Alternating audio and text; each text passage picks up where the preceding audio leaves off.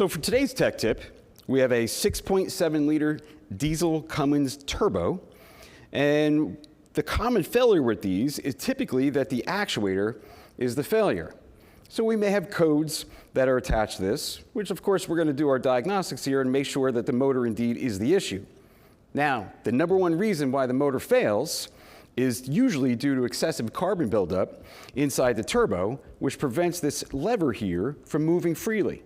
So that lever meets the motor, and if we have excessive carbon buildup, then the motor itself is going to wind up working too hard.